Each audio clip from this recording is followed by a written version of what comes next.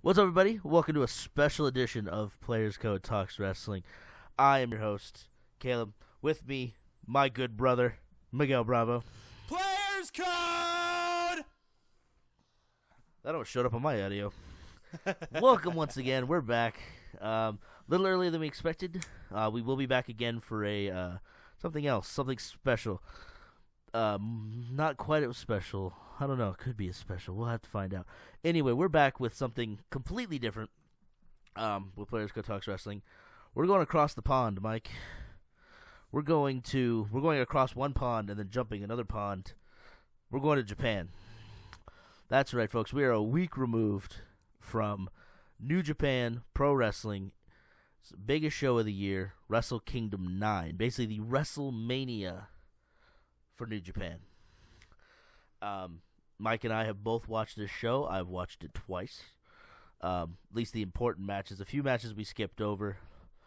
Before we go deep into the matches and whatnot, Mike, I just wanted to kind of get your opinion on a few things and kind of just talk about what this means in general for the world of pro wrestling, as you and I are both big fans. Do you think that now, because Jeff Jarrett's new company, Global Force Wrestling, was able to get Wrestle Kingdom on pay-per-view here in America, Americans were able to watch it with English commentary done by the magnificent JR and Matt Stryker. Do you think that's going to change the playing field? Yeah, two former WWE company men. JR, of course, the voice of the Attitude Era. Do you think that's gonna? Do you think this has the potential to change the playing field, in terms of WWE being the only wrestling company in America? Honestly, it's just one event. So, as far as WWE goes, it's been around and it's been strong since the 90s. Long before the 90s, but it's been like at its strongest in the 90s. Long before the 90s. Yeah. I'm not saying like the New Japan's becoming, is going to overtake the WWE anytime soon. I'm just saying, like, is this a sign kind of things that could come to pass? Maybe. We've already had American wrestling, with TNA that wasn't WWE, and that didn't really go anywhere. Of course, this, from what you've told me, seems to be more well managed. Well, this, and it's also it's got a much bigger, a much deeper lineage. This New Japan's been around for much longer than TNA has. It's got the backing of kind of the Japanese crowd already. So, they have a very devout fan base, I think. I think it's different with TNA, where it's like TNA started in 2003, I believe, and they kind of had to build themselves from the ground up, where with New Japan coming over to America, they just have to get their footing in here. They've already got, they've got all their fans in Japan. They make all their money in Japan. Japanese audience. They just have to win over the American audience. Exactly, and I think a lot of wrestling fans looking for an alternative to WWE will find it here, because I sure as hell enjoyed it a lot, even though all I can understand was JR and Matt Stryker and the occasional English-speaking wrestler. Right. But, so yeah, we'll talk a little bit more at the end of the show once we cover everything, and we'll talk maybe a little bit more about implications for the business and maybe if people should be nervous or not. But for right now, we're going to leave it at that. I just wanted to kind of get Mike's opinion. Mike, not as big a fan of this show as I hoped. Maybe I think I hyped it up too much for him, because I have a tendency to do that with things. I didn't believe it when Kyle said that you overhyped BioShock Infinite for him, but I guess this is my first time experiencing you overhyping something. So yeah. Well, and I don't want to say we both have similar tastes in what we like in professional wrestling, but I think at the same time, I think we both look for different things when it comes to watching a good wrestling show. Honestly, you have a tough time with the language barrier. I'm a very big fan of high flying, and I did see quite a bit of that, and that made me happy. fucking Tanahashi, man. We'll get to that spot at the end in the main event. That dude flew further than I thought any man could fly. But goddamn, we'll get to it. So, like we said, we'll get more in depth with the matches we actually watched.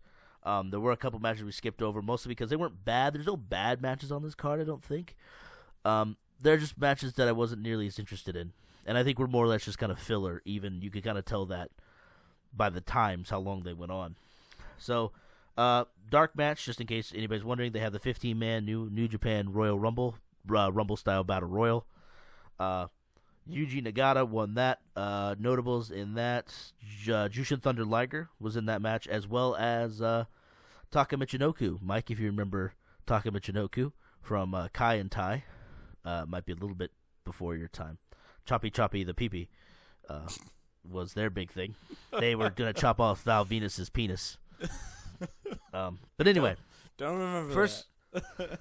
It's okay. First match we watched was how many teams were in this? 1, 2, 3, 4. 4-way tag team match for the IWGP Junior Heavyweight Tag Team Champions. So these guys are all under 120 or 220 and under. The titles held by Red Dragon, Bobby Fish, and Kyle O'Reilly, who are also the Ring of Honor Tag Team Champions. So these guys are kind of on a skyrocket to the moon right now in terms of push. Mike, what'd you think about this match? The number one thing that I remember from that match is when God, I can't remember his name, but the dude who went clothesline crazy. It was Rocky Romero from the Forever Hooligans. I guess I should list who's in this match besides just the champions. I think I nicknamed him in my head Rocky Balboa. Rocky Balboa. That's nice. Before you carry on, Mike, you had Red Dragon as the champs going against Forever Hooligans, Alex Kozlov, and Rocky Romero. Sad story there in a second. Time Splitters, Alex Shelley, for anybody who watched TNA, and Kushida, and the Young Bucks, who are one of my favorite tag teams, Matt and Nick Jackson, brothers, former Generation Me, for anybody who watched TNA.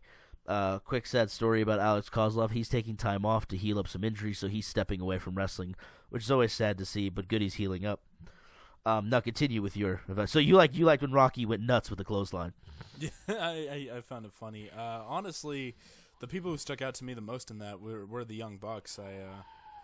I enjoyed them. The thing about the Young Bucks, when you go to like a 4-way tag match, it's kind of like everybody's gonna wrestle, everybody's gonna get their shit in, and then you're not gonna see as good of a match as you'd hope. I think, because it was kind of like there was some good wrestling. It was a great match, and then it was just like, all right, now these guys are gonna hit their signature moves. Okay, now these guys are gonna hit their signature moves, and it kind of carried on like that. I did like when Rocky Romero had Ford every dude in a corner and was just yelling forever and doing splashes into the corner. Yeah, clothesline crazy. Like he was. Okay, yeah, that's what fucking Terry Funk just shouting forever. But no, yeah, the Bucks I think are one of the most. They're such an interesting tag team because they don't give a shit. They're part of the Bullet Club, which is the new kind of NWO.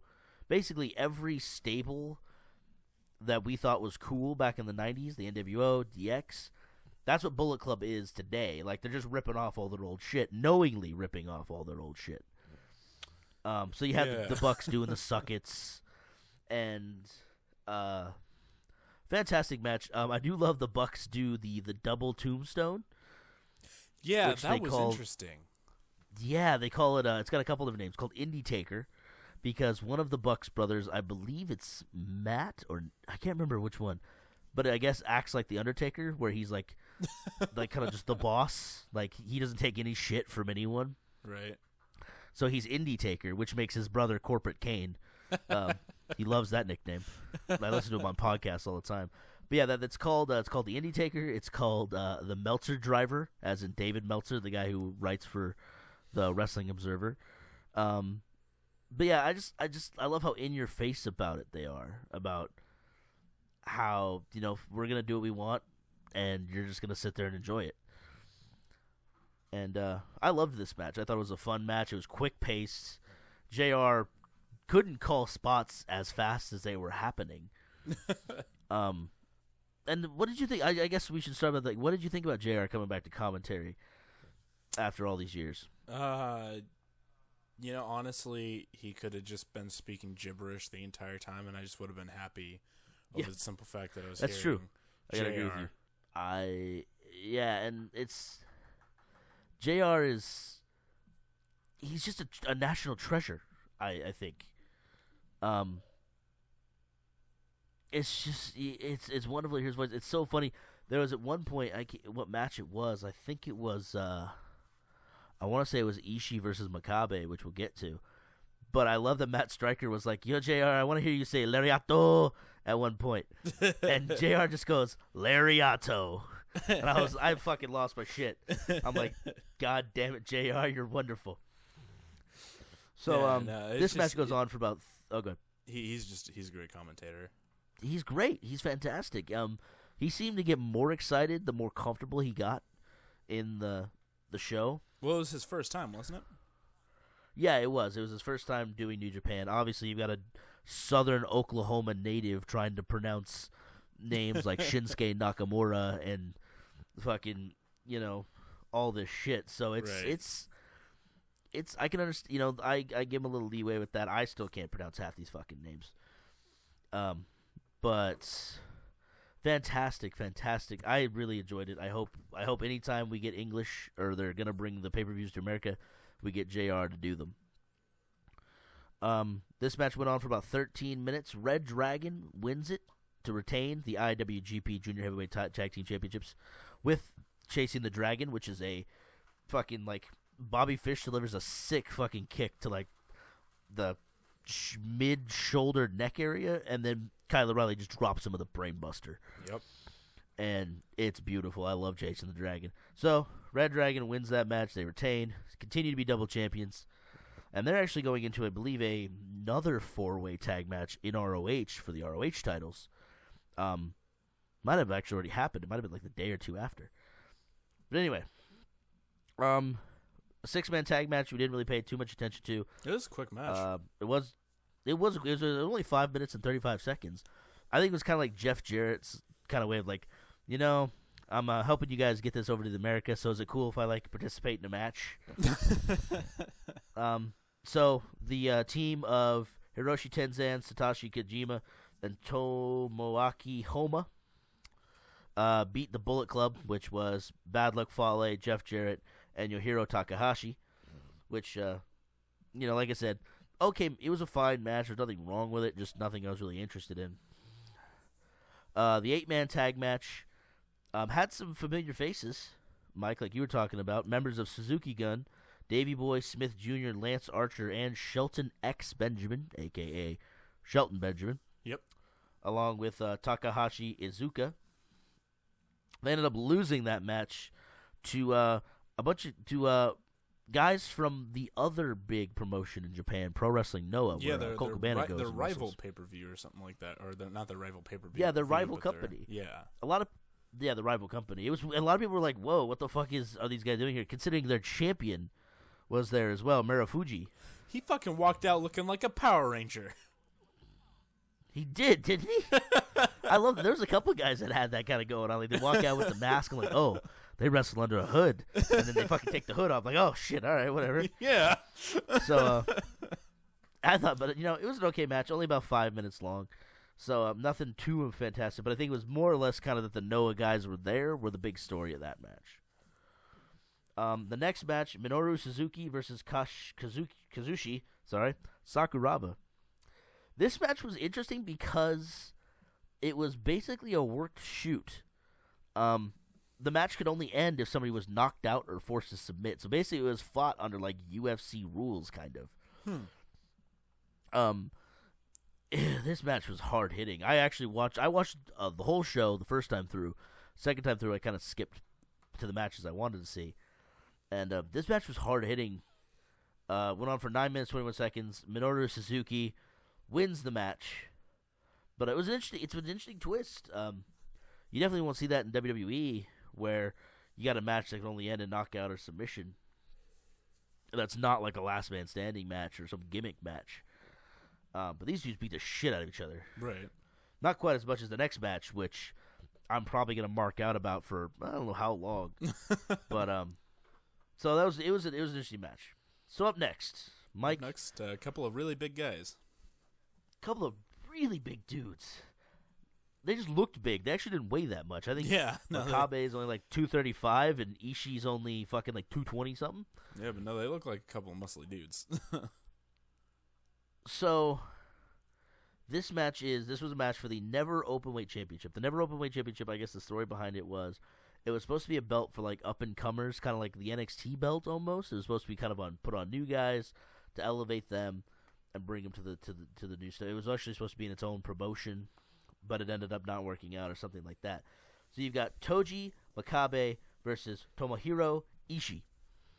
Tomohiro Ishii walks into this match champion, the Stone Pitbull, going against the Unchained Gorilla, that is Togi Makabe. Mike, I've never in my life seen two dudes beat the ever-living shit out of each other the way Makabe and Ishii did. JR threw a slobber knocker in there, didn't he?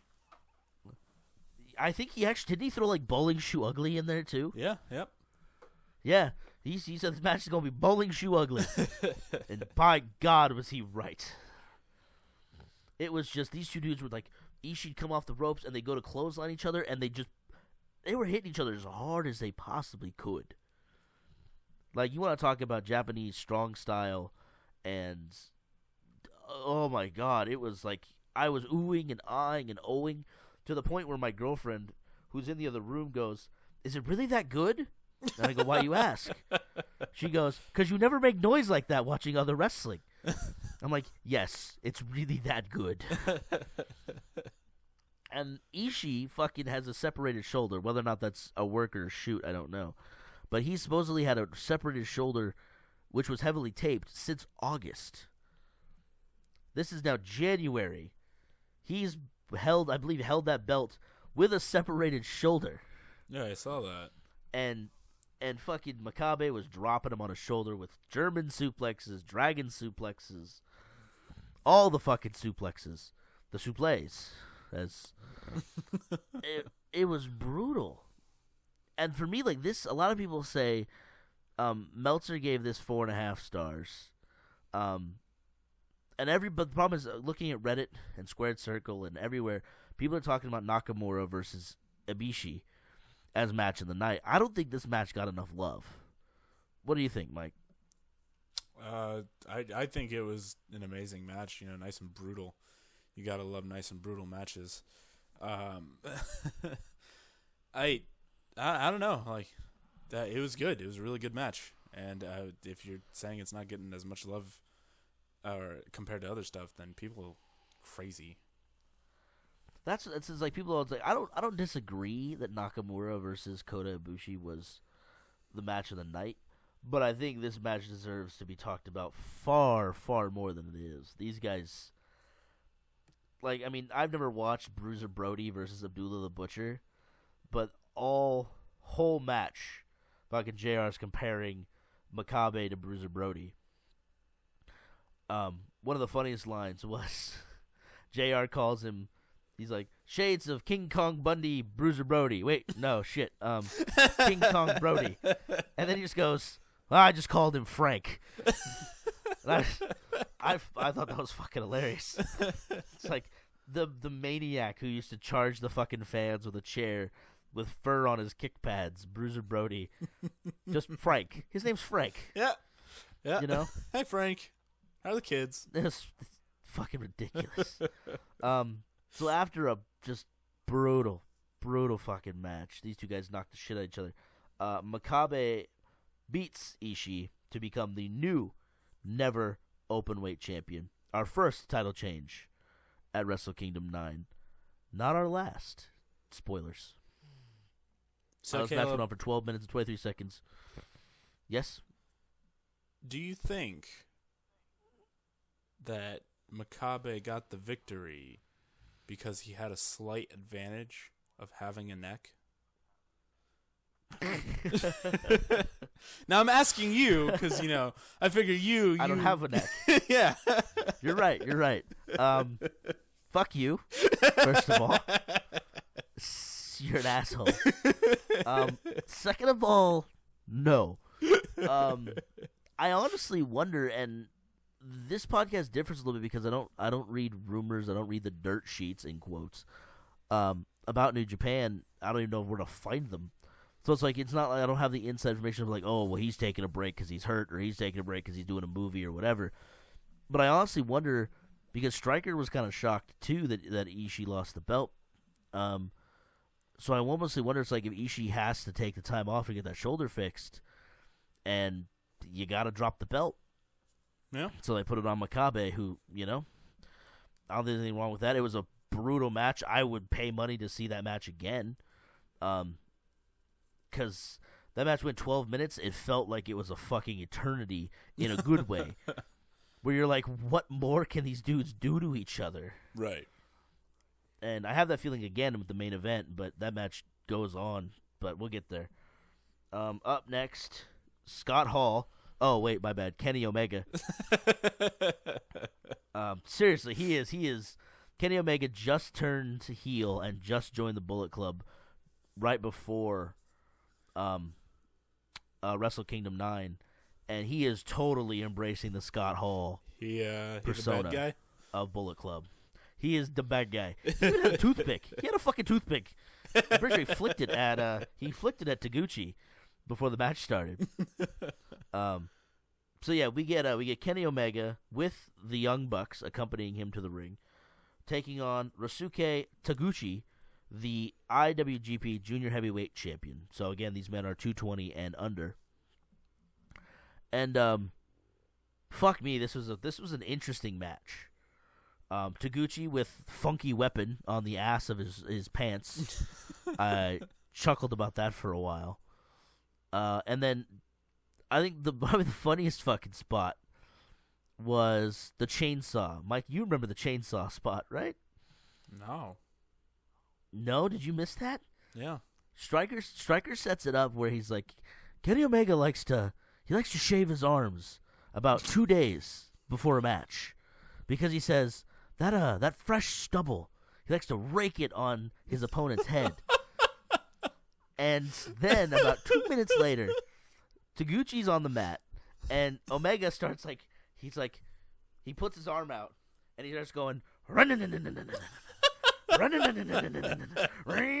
he fucking just starts raking his arm across Taguchi's face. And I'm going, this is fucking ridiculous. I like that Stryker set it up. I like that he did, he didn't just he gave it to us early. He gave a little backstory. So we knew what the fuck. Yeah, he gave it to us, so we weren't just going, what the fuck is he doing? Is he losing his mind in the ring? Fucking Kenny Omega looked like he was losing his mind at all points in this match. Those weird bug eyes, man. An awesome spot was, I don't know, I think Omega was trying to get Taguchi up for a suplex.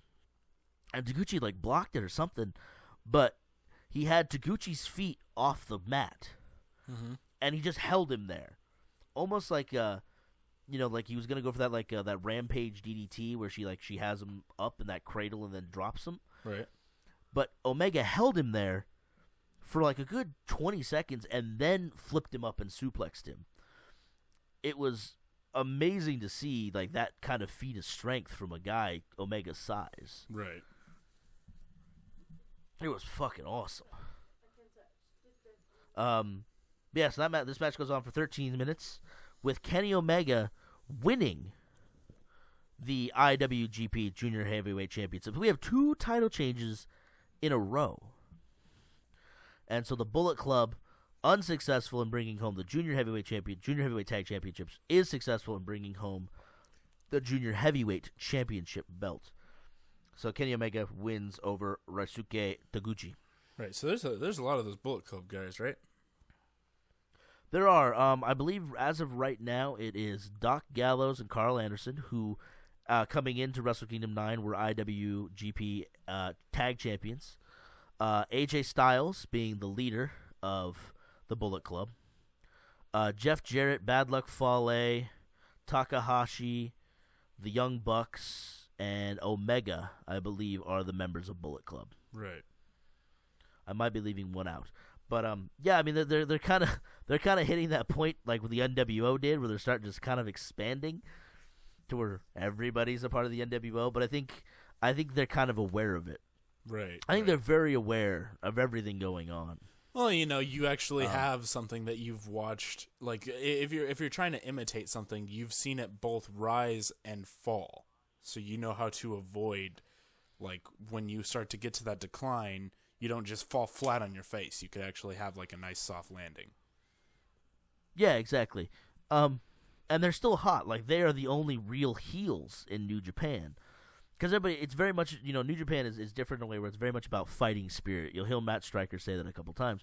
It's like, how much punishment can a guy take before he's just done? You know, it's very much about sportsmanship. It's very much about, the fighting spirit. Whereas Bullet Club is very Western, where they like to cheat. They're the only true heels in New Japan. I think it's still a very hot concept right now. So I mean, they're drawn. They're making money. I think it's a nice addition to New Japan. I think it gives them a little bit different dimension from just two guys being very sportsmanlike and wrestling. Right.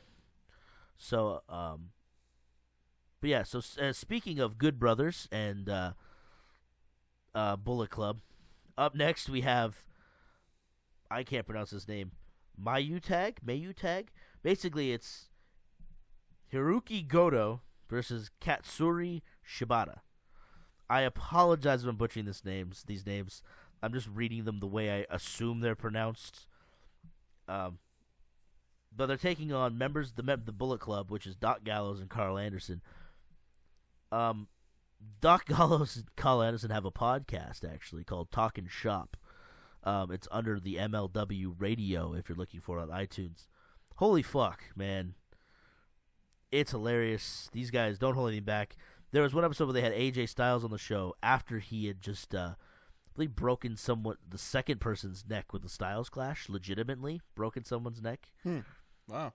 And it's like, AJ knocks on the door, he opens it up, and they go, "Come on in, you little neck breaker, you," or "Come on in, you little career ender, you." These guys don't give a fuck. Like, they don't give a shit. I mean, there's a lot of people say it's like, if you break your neck on the Styles Clash, it's your fault because the only way you break your neck is if you tuck your fucking chin, which it's this whole thing. Read up about it if you don't know what I'm talking about. Styles Clash is AJ's finishing move. But these guys are hilarious. So it's so funny to watch these guys walk to the ring. Just the badassest motherfuckers on the planet. Doc Gallows, his big black coat, face painted up. Carl Anderson with his hood on does the fucking machine gun thing where he cocks it like a shotgun, which doesn't make any fucking sense. But apparently the story is Goto and Shibata have been chasing Gallows and Anderson for about a year, trying to win these belts off of them. And the story is that Shibata and Goto can't win the big one. These are the babyface tag team that can't win the big one against the heel tag team. Right, the underdogs. We all know how this is going to end. Right, we all know how this is going to end. Bullet Club dominates. Also, Bullet Babe. Bullet Babe was in this match. She was nice to look at.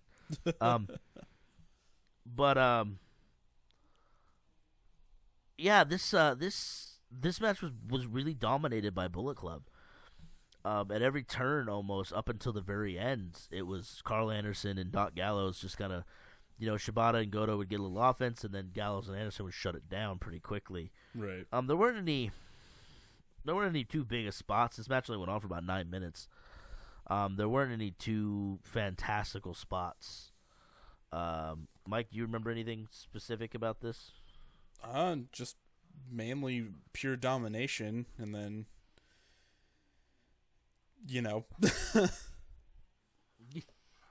Mike, I guess the question is, and we'll get into it a little bit now. How would you rank this match compared to a WWE tag team title match? The current product. Yeah, I just want to know. I want to know how. I want to know. I want to hear the words come out of your mouth. Okay. So, this match compared to what the WWE has been making.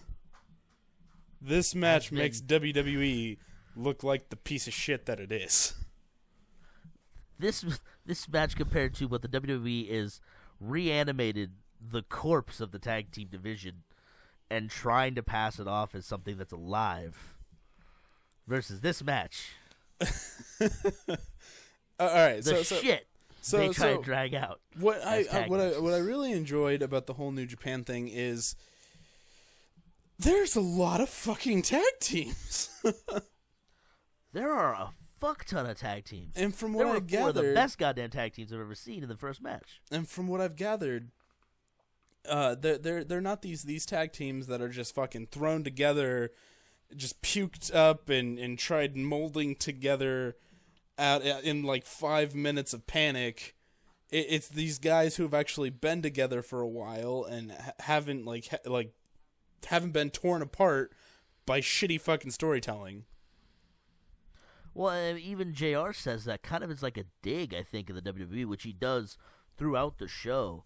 He takes shots at the WWE pretty often, but he even says that in the junior heavyweight tag match where he goes, none of these tag teams have been thrown together. These are all men that have worked together, they travel together, they eat together, and for a long time now, all these men know each other so well. And you know what? He's true. It's none of these tag teams have been smacked together just out of convenience or like, hey, these two single wrestlers aren't doing anything, let's put them in a tag team. Right. The tag division means something here. Those tag belts mean something. Yeah, it's to these guys. It's just not, a match to put in to fill up space. It's exactly. Actually, it has meaning. And there are people who get excited for it, unlike us with the WWE, where you're sitting there and it's like, oh boy, here's the tag match. Yay. Right. It's like, how many times did the tag belts change hands in 2014? At least, 3-4 times maybe? Yeah. They changed hands at WrestleMania. The Usos lost to the Dust Brothers. The Dust Brothers lost to the Well, honestly, Mizdow. when the fact that it changes hands doesn't matter because it changes hands either back and forth to the same two groups. Because there is nobody else. No, it's true. I completely agree with you. It's like we see the same guys win the fucking tag belts because there's nobody else to put the fucking belts on. But my point is, when you want a title to be relevant, and JR and Stryker talk about this too, when you want a title to be relevant, when a guy defends the title and wins and keeps his belt for a long period of time and beats a lot of guys on the way doing it, you care about that title. You care about that guy or guys in terms of tag teams. So when Doc Gallows and Carl Anderson hold the fucking tag belts for a year, right, and beat everybody, that means something. Those belts are relevant to you, exactly, as a fan. And what makes me even more angry is it's not like WWE doesn't know how to do this. Perfect example of them doing this as of recently is what are they? The Ascension? The Ascension, yeah. On God. NXT, a tag team that you told me, Caleb, hadn't been beaten, and so it made that belt mean something. And then when they actually ended up losing, it was a big deal. It was a big deal. They were the dominant tag team of NXT for a long time. And so when someone actually beat them for the belts, you cared that they lost. Right. And those guys that won were like, holy shit, these guys are an awesome team because they beat the Ascension. Oh, God, it just makes my head hurt. We'll put all the WWE bitching. We'll go to the end. We'll go to the end and bitch about it there. So, as we said, Goto and Shibata win the belts off of Bullet Club. 9-minute match. Good match. Pretty good tag team match. I was happy with it. Up next, we have the leader of Bullet Club, the phenomenal one, the neckbreaker, AJ Styles, taking on Tetsuya Naito, big star in Japan. They really are playing the angle. They are not shying away from the fact that AJ has broken two people's necks with the Styles Clash. They're it's become almost the story of this match. Right. That if AJ hits the Styles Clash, not only is the match over, your neck's probably fucking broken. Like, even though it's not, and, you know, as long as Naito knows how to take the bump, which he takes it fine. But they play it up very, very much that the Styles Clash is like the most dangerous move in all of professional sports. And good. You know what? Fuck it. AJ deserves to be top guy. This match is awesome. I really enjoy this match. I love watching AJ Styles work. He's always been one of my favorite guys outside of WWE. Homegrown TNA boy. Yeah, JR puts that out there. Yep. From start to finish, AJ is probably the biggest star that TNA's ever made from start to finish. Yep. He's Top Guy Jin, which is foreigner or white person. I believe it's foreigner in Japanese. Which was previously held by Fergal Devitt, a.k.a. Prince Devitt, a.k.a. Finn Balor, in NXT. AJ actually, and Stryker calls it out, AJ hits Balor's former finishing move, Bloody Sunday, that hooked arm brainbuster. Did you catch that, Mike? I did. Yeah. So that was awesome. The one problem I had with this match was, he fucked up the Pele kick. He missed the Pele kick so badly. And JR and Riley tried to, or not Alex Riley, Stryker. Wow, what the fuck am I talking about? Matt Stryker tried to cover it up. And they did. They just kind of moved on. They're like, oh, what the Pele kick, what a kick.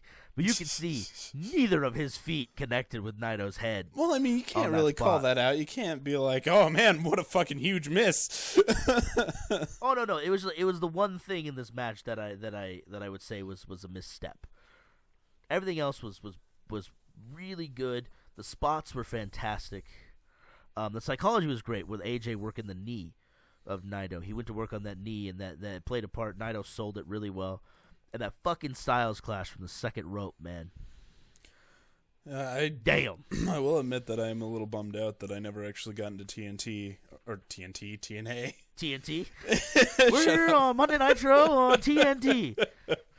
I'm a little bummed out that I never got into TNA to actually see AJ Styles, in his development, I guess. Watching the good years of TNA, it was something special, man. Watching the X Division when it was good, watching like AJ, Christopher Daniels, and Samoa Joe go at it. It was something special to watch back then. Once Hogan and Bischoff kind of got there, and the X Division kind of became something not what it was, and then it just kind of went downhill. Hogan and Bischoff literally did with TNA what they did to WCW, didn't they? WCW. Pretty much. They turned it into a retirement home. They rehashed a lot of storylines. They signed a lot of older guys that had the drawing name, but maybe couldn't go as well as the other people in the company. This isn't the fall of TNA podcast, but there's a lot of things that happened in TNA that kind of caused its downfall. I mean, hey, they just had their first episode on their new network, Destination America, which isn't carried by a lot of people in America. It was a good show from what I heard, but the problem was it had a lot of issues that TNA always suffers from. And the problem is, moving from Spike to Destination America, their ratings have been like halved, even though they're the highest rated show on that network. That those numbers are still nowhere near anything compared to what they were doing on Spike, even being a low rated show. Right. I don't even think they were that low rated on Spike anyway. But yeah, AJ, phenomenal, the phenomenal one, obviously, and the leader of Bullet Club. I did like that he tried to hit the Clash early, like the first move of the match. First 2 minutes, he attempts the Clash a couple times. It really goes with the psychology that if he hits it, no matter how early, no matter what point in the match, if he hits this move, you're fucking done. And you'll be lucky if your career isn't done as well, at least as Stryker sells it. I did like that. I like that. There was a nice touch where Stryker was like, all the Japanese fans are rushing up to the barricades to make sure that Naito's neck isn't broken, to see if he's okay. Like, goddamn, this couldn't get any more heavy-handed if they were just like, fucking ban the move, you know? It's just they definitely had a good commentary team for this. Oh, for sure. The commentary added so much to it, to what was already, and I liked that they were quiet at some points. They just let the sound of the match, the sound of the crowd, just kind of come to you. You know, it wasn't filled with constant, by God, Michael, what about Twitter? And, oh, hey, did you guys watch the newest episode of fucking Downton Abbey? Or, here comes Florida Georgia Line? Or, you know. Man, this Mountain Dew sure is good. Mountain Dew. It's like, oh, I like underage girls. Shut up, King. You know, I mean, it wasn't constant talking. JR and Stryker added what needed to be added when it needed to be added. And when they didn't need to say anything, they didn't, and it was perfect. Like I said, I think JR would get more comfortable with the more shows he did, but you know, he did really well, I think. Up next, Mike. So AJ Styles, actually to finish that off, AJ Styles beats Tetsuya Naito in 14 minutes 25 seconds with the Styles Clash from the second rope. Fantastic match, loved it. Up next. Ow. Our God and Savior, Mike. The King of Strong Style. Swagsuke, a.k.a. Shinsuke Nakamura, taking on Kota Ibushi for the IWGP Intercontinental Championship. Yeah, you are a very big fan of this person. I am a huge fan of Shinsuke Nakamura. I would like to note that Shinsuke main evented Wrestle Kingdom 8 last year as IWGP Intercontinental Champion against Hiroshi Tanahashi, the man who is the IWGP Heavyweight Champion. Yeah, they main evented this show last year. The Heavyweight Championship didn't even go on last year. And JR, I think, has the best shot at the WWE in this match, I believe, when he says, you know, they're going for the prestigious Intercontinental, you know, the IWGP Intercontinental Championship. This belt almost, if not on par with the Heavyweight Championship. And Jerry goes, well, yeah, why would you want to go for any belt that's not as valuable as the Heavyweight Championship? And it was like, that was like just a direct shot across the bow at the IC and US titles from WWE. And the man makes a point. The IWGP Intercontinental Championship doesn't feel like a mid-card belt. It's not a mid-card belt. Motherfucker, it might as well be the Heavyweight Championship. Right. Because that's how these two guys wrestle like it is. And that's how it's treated. You know? Mike, I want your opinion. I want your opinion on Shinsuke. I want to know what you thought. You know how I feel about high flying.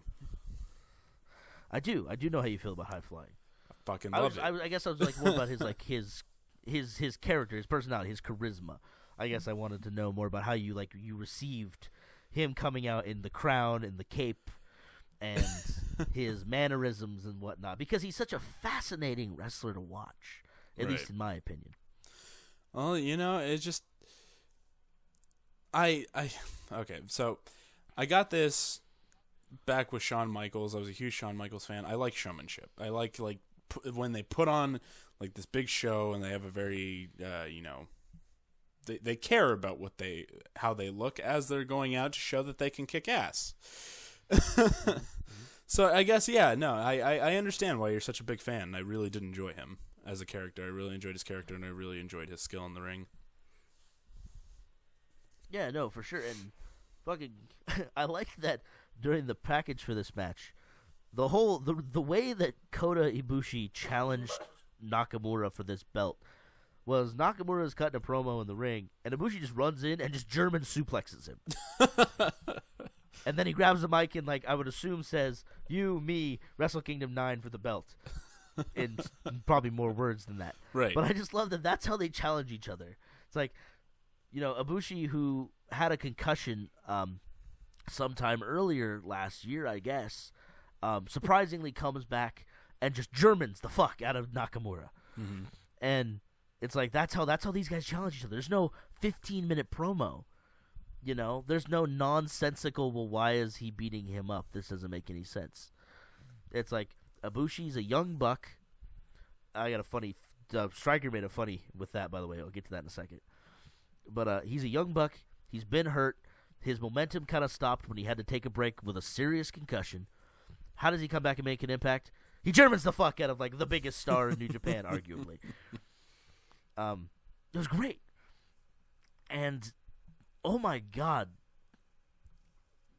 this I can see why. Like there was some hard hits. Some of those knee strikes from Nakamura to Ibushi were just like they made me hurt. I felt them back in forward in time and a couple countries away. I felt those knee strikes, man. Yeah, they looked fucking brutal. Well, that's what strong style is. Strong style is, it's basically, there's not a lot of work in there. It's a lot of, I'm hitting you pretty much as hard as I can. Right. And I expect you to do the same. Like one of the biggest stars ever in Japan, Inoki, Inoki. He was the king of strong style. He retired, and I believe he passed away.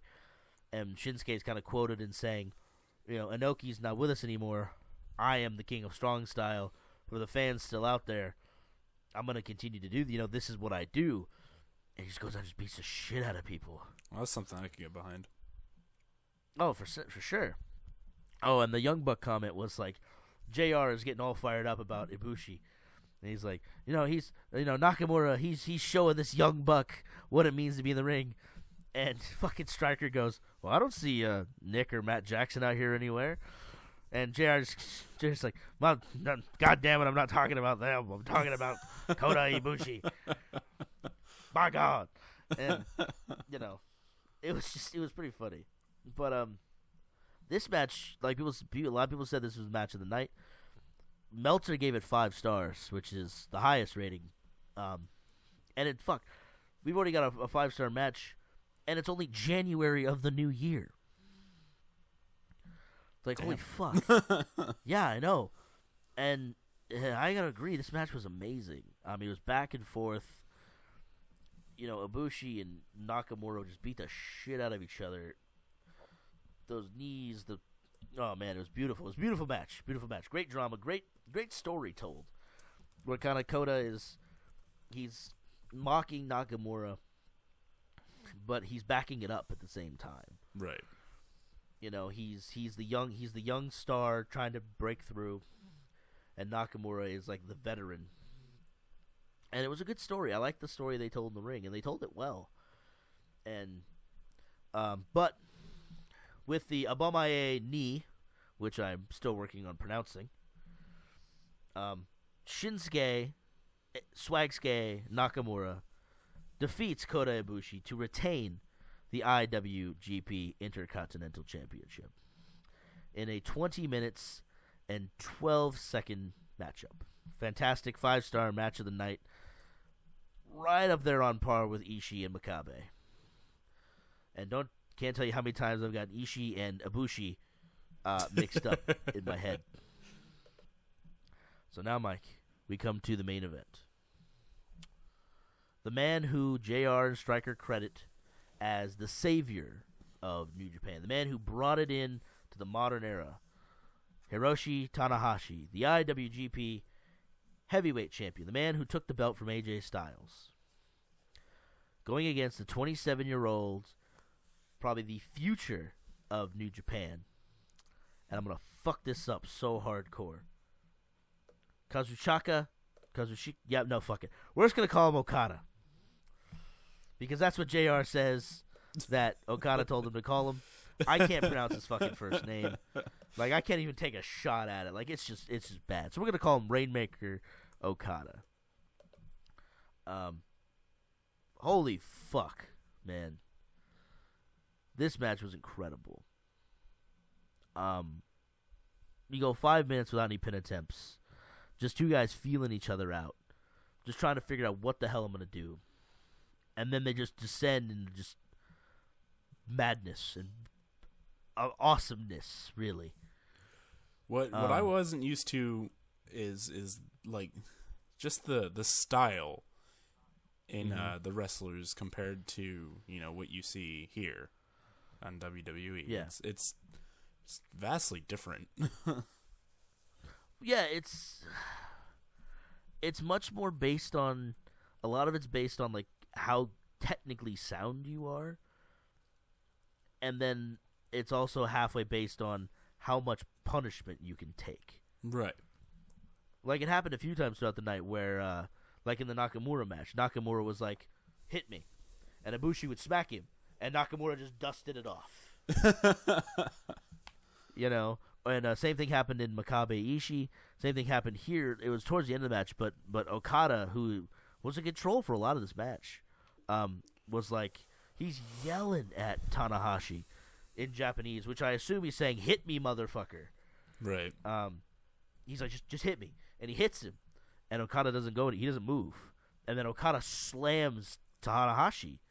And Tanahashi has to, it's like, he sells it, or he, whatever, but it's half technical prowess, half how strong are you, And it's such a different style. You don't hear these guys calling shit in the ring, maybe because they don't speak Japanese. Right. But I mean, it's so good. I enjoy it. I'd like to see more of it. I just wish it was a little bit more accessible. Yeah, that's the tough part. I mean, they do have their own kind of like app, which is like the WWE Network. It's only like $9 a month, but I don't know how accessible it is for English speaking people.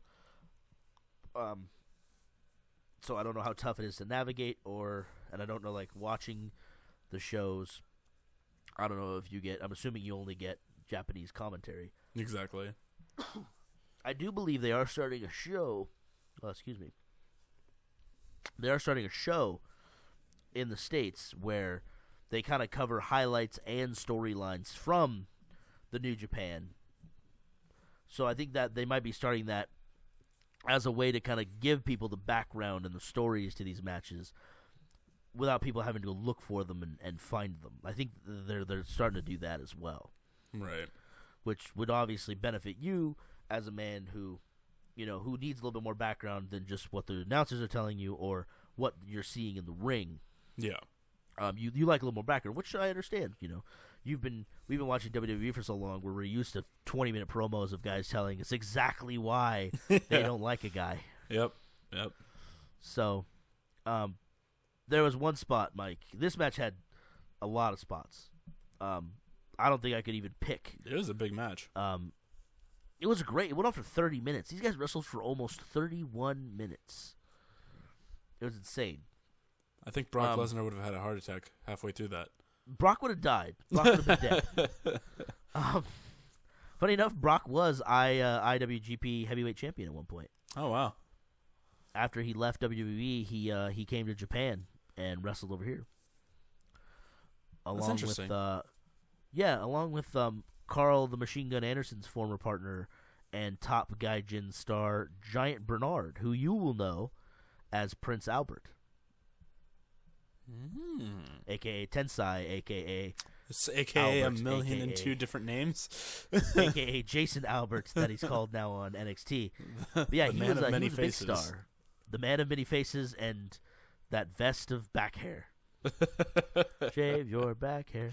But yeah, so he was a big star in New Japan. But the big spot, Mike, was Okada and Tanahashi were on the floor, and Okada had been thrown. So basically, you've got the ring, you've got the outside of the ring, which is about, 4 feet wide. Okada had been sent over the guardrail into a much bigger space where they don't have the fans. There's no fans there. So I'd say, how far away do you think he was? Okada had to be at least, 10 feet from the ring? I'd say that, yeah. The 10 feet from the ring. Tanahashi goes up to the top rope and jumps and does like a frog splash crossbody. I believe it's called low fly flow is what they call that move. Forgive me if I'm wrong. He flies from the top rope over the guardrail and hits Okada. This dude, Tanahashi's not a small man. He's a big dude. He's a muscly motherfucker. Yeah. And he majestically floated through the air. And it was beautiful. I think it was an amazing fucking spot. High fly flow? Might be high fly flow. I thought it was low fly flow because I kept hearing him say low. Hold on, let me say. I'll click on his profile. I have Wikipedia up here with the match card so I don't forget. Because I need to know what it's called. Oh, you're right. It is high fly flow. Okay. Good call. So, yes, you are right. High fly flow. And this match also had another big significant moment towards the end where after Okada was foiled and hitting the Rainmaker clothesline, which, by the way, Mike, at least according to Matt Stryker, no one has kicked out of at this point. Which I'm saying, whatever, I don't know. I've never seen anybody kick out of the Rainmaker, so I don't know. I mean, you gotta take his word for it. Yeah, I gotta take his word for it. Side note, anytime Okada wins with the Rainmaker clothesline, dude donates 30,000 yen to a cancer charity that he has set up. Oh, wow. Good dude. You don't see WWE guys doing that. Yeah, Good no. dude. But anyway, so Okada's foiled and hitting the Rainmaker. Tanahashi throws up the Rainmaker pose. He's going to hit the Rainmaker. He's going to end this shit with Okada's own move. Goes for it. Misses. Okada counters and hits the Rainmaker. And I don't think I've ever heard Matt Stryker more excited. He's like, oh, counter. Rainmaker! Lariato! And fucking Tanahashi and JR, and they both sell it. Fucking JR and Matt Stryker like, oh, match is over. That's it. We have a new champion. That's it. No one kicks out of the Rainmaker clothesline. It's over. And of course, fucking Tanahashi kicks out of the goddamn Rainmaker clothesline. 1, 2, whoa. Whoa. No. Red Shoes does not come down for the 3 count. His name is actually Red Shoes. His nickname is actually Red Shoes. Like legendary referee, I guess. One of the top refs in New Japan. But then these guys go on to exchange, I think what had to be 4, 5, 6 false finishes of these guys just kicking out of shit. Yeah. It was like fucking Tanahashi hits a high fly flow on Okada's back, then hits a high fly flow on his front. There were a lot of those. And Okada kicks out. He does. Well, as Stryker says, it's like Tanahashi's known to hit many of these high fly flows before pinning his opponent. It's like apparently he needs like 8 of them to put somebody away. Right.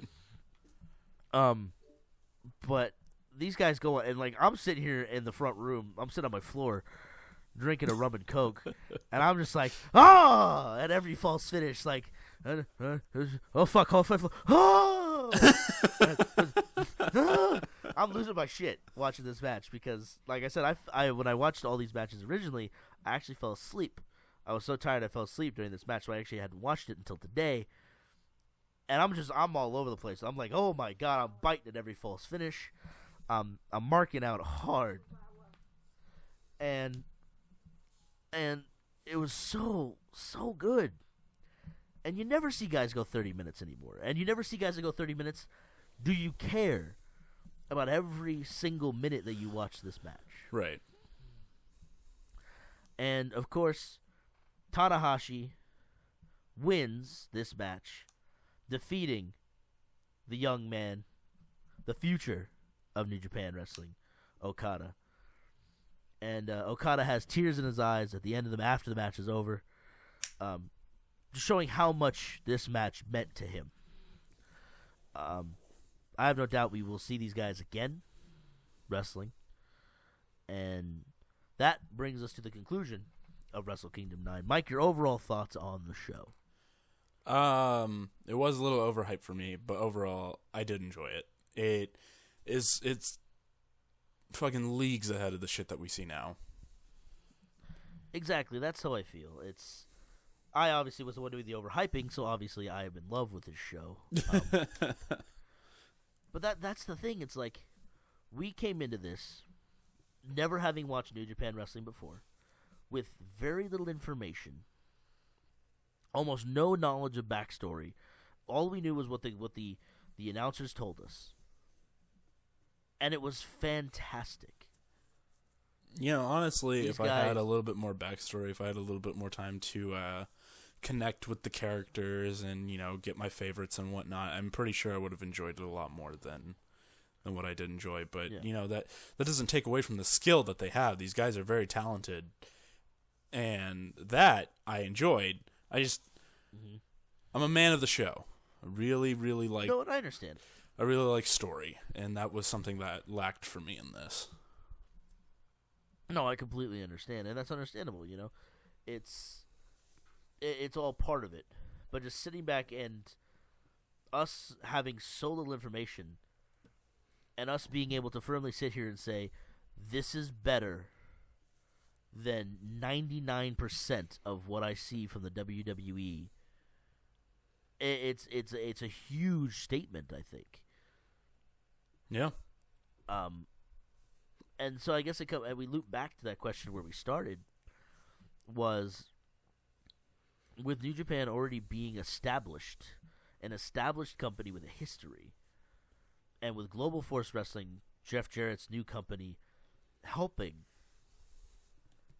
If New Japan gets a foothold in America, I could see the landscape of professional wrestling changing pretty quickly. Yeah. Well, and I mean, that's what we need, really, is a strong competition. Because strong competition is what brings out the best out of both.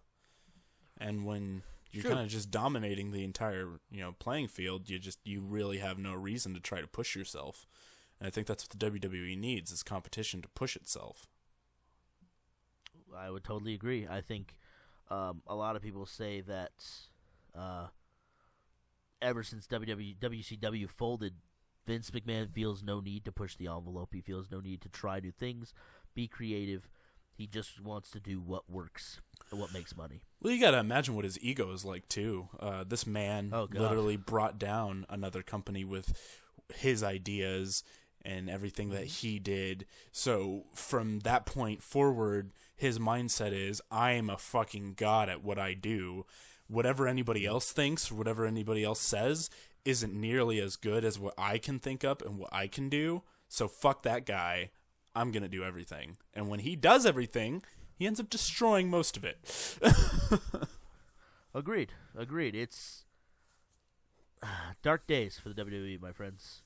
But do not give up hope for professional wrestling, because there are companies out there like Ring of Honor, like Pro Wrestling Guerrilla, and like New Japan Pro Wrestling that are out there and putting on fantastic shows, giving us amazing talent, and giving us hope. Really, that's what this show was about for me.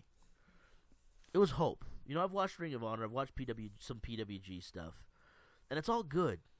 It's fantastic. It gives me hope. It gives me a little bit of hope. But when 35,000 people pack the Tokyo Dome just to watch these guys put on a show, it gives me it's an amazing feeling. Like Stryker said, there's no better time to be a wrestling fan when you've got all of this stuff going on. You know, just go out there and look it up, read about it. Yeah, I mean, go find it. Go find it on YouTube. Go find it on ROH.com. I've sent Mike a couple links when they do free shows. PWG has their DVDs. They're based in California. All the big indie names have made their way through PWG. Guys like, from NXT, Kevin Steen, a.k.a. Kevin Owens, Sami Zayn, the Young Bucks. PWG is a great promotion. Go look up New Japan and learn. I highly suggest it. There's so much good wrestling out there that if you're fed up with the WWE, there is hope for you. There's still something to watch. Mike, any closing thoughts? Wrestling wise, no. I mean, other than just this was great. I really wish I had more of this at easier access for me. I mean, I hate watching stuff on my laptop. I'm more of a, if I can have it on the big screen, I'd pick the big screen over my laptop. So that's honestly all I have wrestling wise. As for Players Code news, yes, Players Code updates. It's pretty much been said without us officially kind of saying it. You know, for the longest time we have always said that, you know, Players Code is only 3 people, which is me, you, and the fucking faceless member Kyle. And but we, you know, I was kind of hoping to give you guys content with our newest member, but sadly it didn't work out. We lost the footage, so we are gonna have to re-record it. But it is Mr. Bradley Cox. He is He is our new 4th. Yes. For those of you who have listened to the first episode of the Players Code podcast, he was our 3rd man. I enjoy, I guess, working, quote unquote, with Bradley. He's a great worker, Mike. Gorilla. But yeah, no, I enjoy Brad. He's a nice guy. He did well on the podcast. I always enjoy playing games with him. So I'm happy to have him as the 4th. For those of you wondering why we're at 4 and not 5, oh right, former member of Players Code, Captain Fuzzy Butt, has left us. He had some complications. Not on bad terms, obviously, just kind of had to move on with some stuff in his life and isn't able to be around anymore. So we wish him the best and hope he's doing well. But yes, so we have moved from 4 to 3, and now back to 4. Back to 4 with Brad. And go ahead. You know, me and Brad, we do plan on adding a playlist to the channel, which is just me and him play scary games, which is really just going to be me screaming like a little bitch while Brad tells me, keep trudging forward. Basically, it's Players... I think I'm going to name it Players Code Screams Like a Bitch. Maybe something a little less derogatory and a little less sweary, but I'm going to figure it out. Somehow it's going to be Mike screaming like a little girl. Yeah. But yeah, so basically, that's Players Code, the channel. We're putting stuff up every week, podcasts, let's plays, where we have some ideas for some new stuff. We've got some new people, maybe some guests coming to some podcasts. But that's all coming soon. I'd like to thank you guys for listening. I'd like to say I'm happy to be back in Players Code Talks Wrestling. I guess we'll unveil it now since we got to the end of the show. January 25th of this year is WWE Royal Rumble. Mike and I, and possibly Kyle, are going to try our hand and hopefully Kyle, because I think that's just gonna add that extra comedic element. We're gonna sit down and we're gonna do live commentary for the Royal Rumble. As long as the show runs, we'll be running. We'll be talking and commentating and giving our opinions, calling moves, because we know the fucking announcers won't. And yeah, so basically it'll be kind of like an alternative audio track for you guys, and all, you know, I think it's gonna be fun. Yeah, I'm happy to be back on Players Code Talks Wrestling. Mike, thank you very much for, even though I did all the legwork for you, watching these matches and enjoying them. You did. Hey, man, you watched the goddamn matches. That's all I can say. Yeah. I'm glad you enjoyed it, and we will see you guys next time. Wait. Well, wait. Whoa. My bad. We have, I think, even bigger news than the Royal Rumble thing. Next month. News? That's our year. Ready to sign off. Oh, fuck, yeah. Goddamn. Yeah, next month, February 15th, you said? 17th, I believe. 17th. February 17th is our 1-year anniversary of posting videos. So, we're going to try and figure out something special for that. I don't know what the fuck we're going to do, but we'll figure it out. and hopefully we'll have something fun for our 1-year anniversary. So keep an eye out for that, February 17th. So I hope that's the last big news, that Mike doesn't have to cut me off again. Yeah, no, that's it. All right, cool. All right, thank you guys very much for listening. We'll catch you next time on the Players Code.